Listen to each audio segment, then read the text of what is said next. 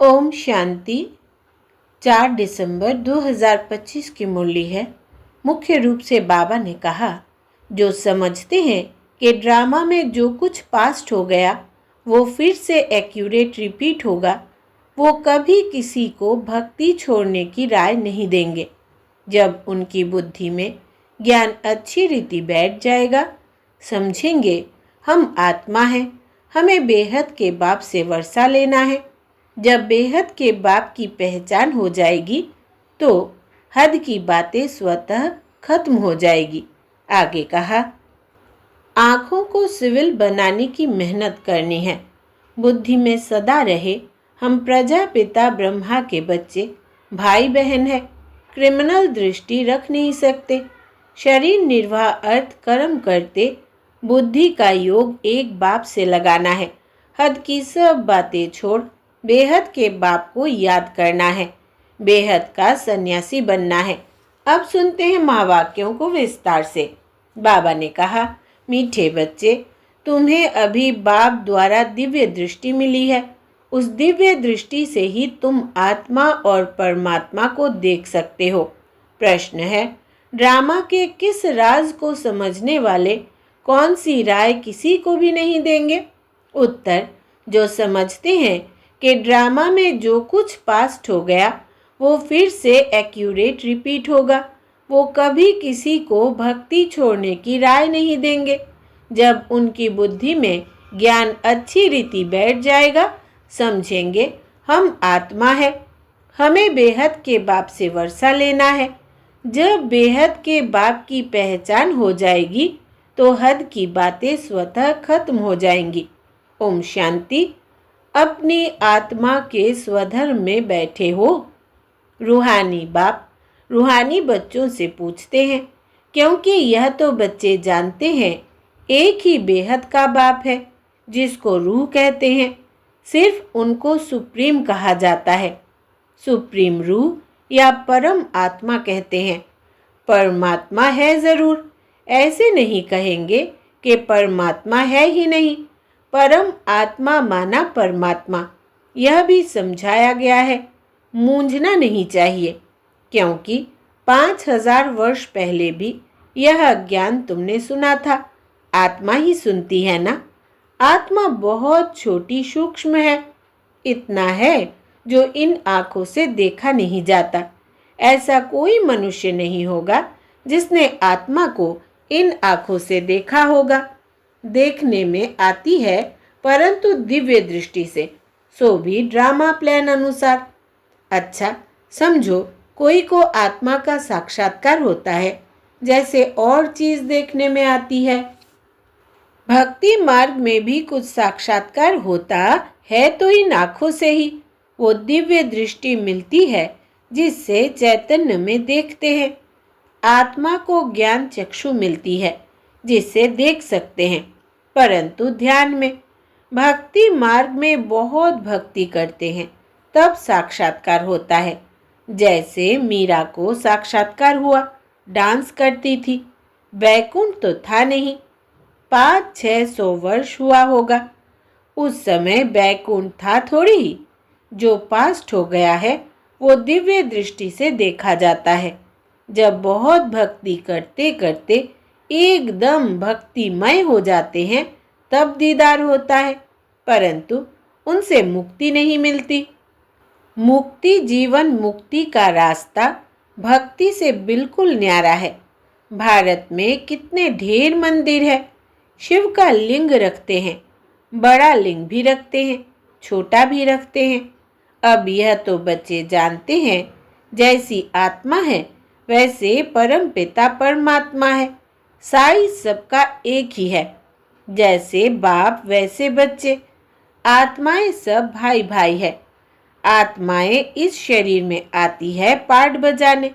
यह समझने की बातें हैं।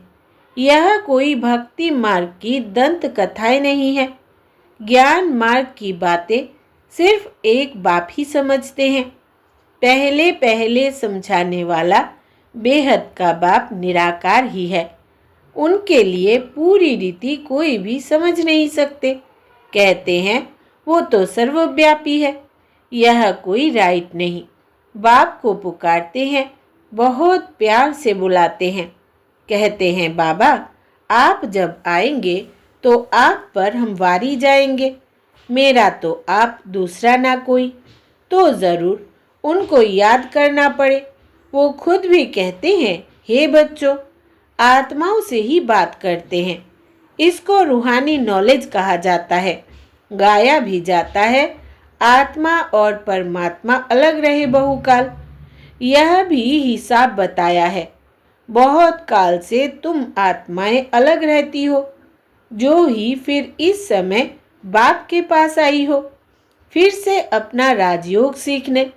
यह टीचर सर्वेंट है। टीचर हमेशा ओबीडियंट सर्वेंट होते हैं। बाप भी कहते हैं हम तो सब बच्चों का सर्वेंट हूँ। तुम कितना हुज्जत से बुलाते हो, हे पतित पावन, आकर हमको पावन बनाओ। सब है भक्तियाँ। कहते हैं हे भगवान आओ, हमको फिर से पावन बनाओ।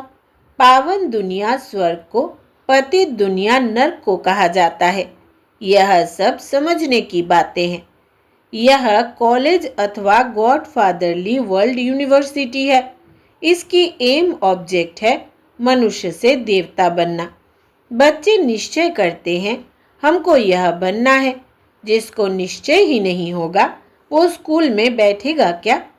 एम ऑब्जेक्ट तो बुद्धि में है। हम बैरिस्टर व डॉक्टर बनेंगे तो पढ़ेंगे ना। निश्चय नहीं होगा तो आएंगे ही नहीं। तुमको निश्चय है हम मनुष्य से देवता, नर से नारायण बनते हैं। यह सच्ची सच्ची सत्य नर से नारायण बनने की कथा है। वास्तव में यह है पढ़ाई। परंतु इनको कथा क्यों कहते हैं? क्योंकि 5000 वर्ष पहले भी सुनी थी, पास्ट हो गई है। पास्ट को कथा कहा जाता है। यह है नर से नारायण बनने की शिक्षा। बच्चे दिल से समझते हैं नई दुनिया में देवताएं, पुरानी दुनिया में मनुष्य रहते हैं।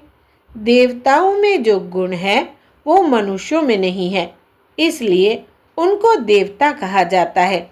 मनुष्य देवताओं के आगे नमन करते हैं। आप सर्वगुण संपन्न हो, फिर अपने को कहते हैं हम पापी नीच है। मनुष्य ही कहते हैं, देवताओं को तो नहीं कहेंगे। देवताएं थे सतयुग में, कलयुग में हो न सके। परंतु आजकल तो सबको श्री श्री कह देते हैं। श्री माना श्रेष्ठ। सर्वश्रेष्ठ तो भगवान ही बना सकते हैं।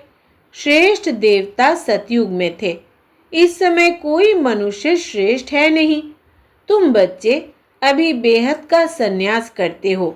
तुम जानते हो यह पुरानी दुनिया खत्म होने वाली है, इसलिए इन सब से वैराग्य है। वो तो है हठयोगी सन्यासी, घर बार छोड़ निकले, फिर आकर महलों में बैठे हैं।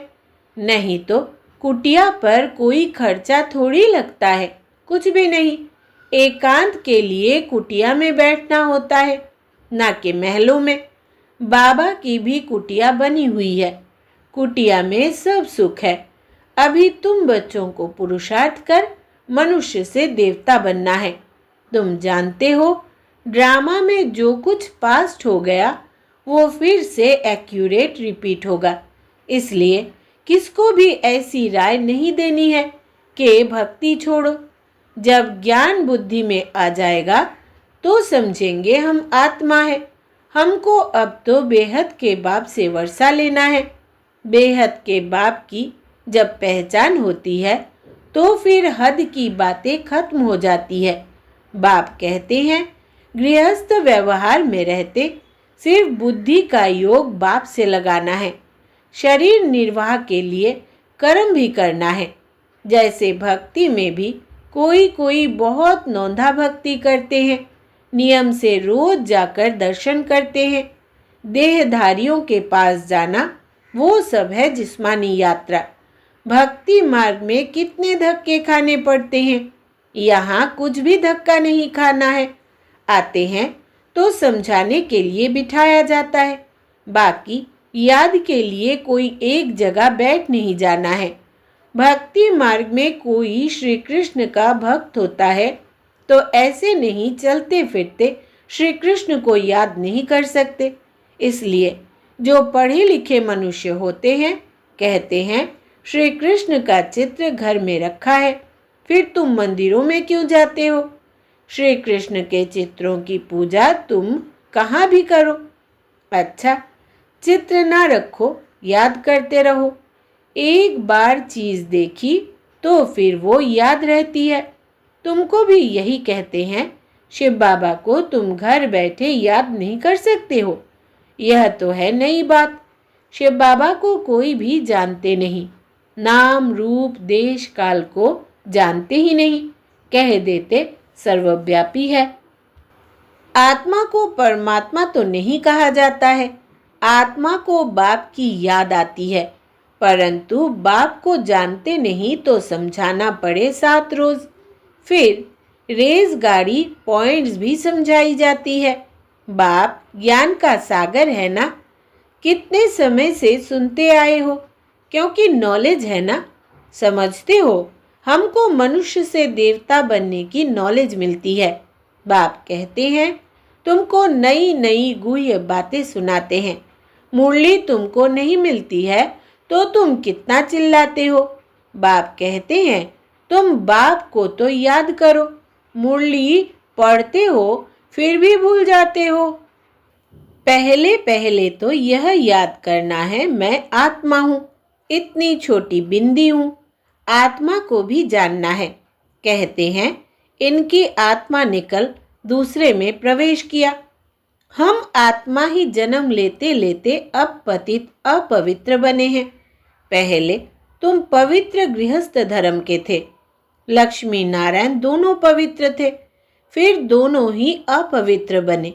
फिर दोनों पवित्र होते हैं तो क्या अपवित्र से पवित्र बने या पवित्र जन्म लिया? बाप बैठ समझाते हैं कैसे तुम पवित्र थे, फिर वाम मार्ग में जाने से अपवित्र बने हो। पुजारी को अपवित्र, पूज्य को पवित्र कहेंगे।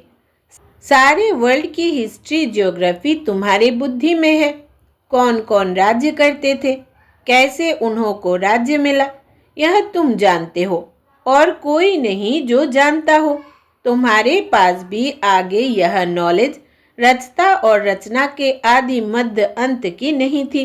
वो या नास्तिक थे, नहीं जानते थे। नास्तिक बनने से कितना दुखी बन जाते हैं। अब तुम यहाँ आए हो यह देवता बनने, वहाँ कितने सुख होंगे। दैवी गुण भी यहाँ धारण करने हैं। प्रजापिता ब्रह्मा की औलाद भाई बहन ठहरे ना। क्रिमिनल दृष्टि जानी नहीं चाहिए, इसमें है मेहनत। आंखें बड़ी क्रिमिनल है, सब अंगों से क्रिमिनल है आंखें। आधा कल्प क्रिमिनल, आधा कल्प सिविल रहती है। सतयुग में क्रिमिनल नहीं रहती है। आंखें क्रिमिनल है तो असुर कहलाते हैं। बाप खुद कहते हैं मैं पतित दुनिया में आता हूँ। जो पतित बने हैं उनको ही पावन बनना है। मनुष्य तो कहते हैं यह अपने को भगवान कहलाते हैं। झाड़ में देखो, एकदम तमो प्रधान दुनिया के अंत में खड़ा है, वही फिर तपस्या कर रहे हैं। सतयुग में लक्ष्मी नारायण की डिनास्टी चलती है। संबत भी इन लक्ष्मी नारायण से गिना जाएगा। इसलिए बाबा कहते हैं लक्ष्मी नारायण का राज्य दिखाते हो तो लिखो। इससे 1250 वर्ष के बाद त्रेता। शास्त्रों में फिर लाखों वर्ष लिख दिए हैं। रात दिन का फर्क हो गया ना। ब्रह्मा की रात आधा कल्प, ब्रह्मा का दिन आधा कल्प। यह बातें बाप ही समझाते हैं। फिर भी कहते हैं मीठे बच्चे, अपने को आत्मा समझो, बाप को याद करो। उनको याद करते करते तुम पावन बन जाएंगे, फिर अंतमति सो गति हो जाएगी। बाबा ऐसे नहीं कहते हैं यहाँ बैठ जाओ। सर्विसेबल बच्चों को तो बिठाएंगे नहीं। सेंटर्स, म्यूजियम आदि खोलते रहते हैं। कितनों को निमंत्रण बांटते हैं, आकर गॉडली बर्थ राइट विश्व की बादशाही लो। तुम बाप के बच्चे हो। बाप है स्वर्ग का रचयिता, तो तुमको भी स्वर्ग का वर्षा होना चाहिए। बाप कहते हैं, मैं एक ही बार स्वर्ग की स्थापना करने आता हूँ। एक ही दुनिया है जिनका चक्र फिरता रहता है। मनुष्यों की तो अनेक मतें, अनेक बातें हैं। मत मतांतर कितने हैं, इसको कहा जाता है अद्वैत मत। झाड़ कितना बड़ा है, कितनी टाल टालियां निकली है, कितने धर्म फैल रहे हैं। पहले तो एक मत एक राज्य था, सारे विश्व पर इनका राज्य था। यह भी अभी तुमको मालूम पड़ा है। हम ही सारे विश्व के मालिक थे, फिर 84 जन्म भोग कंगाल बने हैं। अभी तुम काल पर जीत पाते हो। वहां कभी अकाले मृत्यु होता नहीं। यहाँ तो देखो, बैठे बैठे अकाले मृत्यु होती रहती है। चारों तरफ मौत ही मौत है। वहां ऐसे नहीं होता, पूरी एज लाइफ चलती है।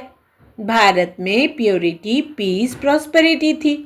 150 वर्ष एवरेज आयु थी। अभी कितनी आयु रहती है? ईश्वर ने तुमको योग सिखाया तो तुमको योगेश्वर कहते हैं, वहां थोड़ी कहेंगे। इस समय तुम योगेश्वर हो, तुमको ईश्वर राजयोग सिखा रहे हैं, फिर राजेश्वर बनना है। अभी तुम ज्ञानेश्वर हो, फिर राजेश्वर अर्थात राजाओं का राजा बनेंगे। अच्छा, मीठे मीठे सिकिलधे बच्चों प्रति माता पिता बाप दादा का याद प्यार और गुड मॉर्निंग। रूहानी बाप की रूहानी बच्चों को नमस्ते। हम रूहानी बच्चों की रूहानी माता पिता बाप दादा को याद प्यार, गुड मॉर्निंग और नमस्ते बाबा नमस्ते। धारणा के लिए मुख्य सार। पहला, आँखों को सिविल बनाने की मेहनत करनी है। बुद्धि में सदा रहे, हम प्रजापिता ब्रह्मा के बच्चे भाई बहन हैं, क्रिमिनल दृष्टि रख नहीं सकते। दूसरा, शरीर निर्वाह अर्थ कर्म करते बुद्धि का योग एक बाप से लगाना है। हद की सब बातें छोड़ बेहद के बाप को याद करना है। बेहद का सन्यासी बनना है। वरदान है, बाबा शब्द की स्मृति से कारण को निवारण में परिवर्तन करने वाले सदा अचल अडोल भव। कोई भी परिस्थिति जो भल हलचल वाली हो, लेकिन बाबा कहा और अचल बने। जब परिस्थितियों के चिंतन में चले जाते हो तो मुश्किल का अनुभव होता है। अगर कारण के बजाय निवारण में चले जाओ तो कारण ही निवारण बन जाए, क्योंकि मास्टर सर्वशक्तिमान ब्राह्मणों के आगे परिस्थितियां चींटी समान भी नहीं। सिर्फ क्या हुआ, क्यों हुआ, यह सोचने के बजाय जो हुआ उसमें कल्याण भरा हुआ है, सेवा समाई हुई है। भल रूप सर्कमस्टेंसेस का हो, लेकिन समाई सेवा है। इस रूप से देखेंगे तो सदा अचल अडोल रहेंगे। स्लोगन है, एक बाप के प्रभाव में रहने वाले किसी भी आत्मा के प्रभाव में आ नहीं सकते। एक बाप के प्रभाव में रहने वाले किसी भी आत्मा के प्रभाव में आ नहीं सकते। अव्यक्त इशारे। अब संपन्न व कर्मातीत बनने की धुन लगाओ। कर्मातीत स्थिति को प्राप्त करने के लिए सदा साक्षी बन कार्य करो। साक्षी अर्थात सदा न्यारी और प्यारी स्थिति में रह कर्म करने वाली अलौकिक आत्मा हूँ। अलौकिक अनुभूति करने वाली अलौकिक जीवन, श्रेष्ठ जीवन वाली आत्मा हूँ। यह नशा रहे। कर्म करते यही अभ्यास बढ़ाते रहो तो कर्मातीत स्थिति को प्राप्त कर लेंगे। अच्छा, ओम शांति।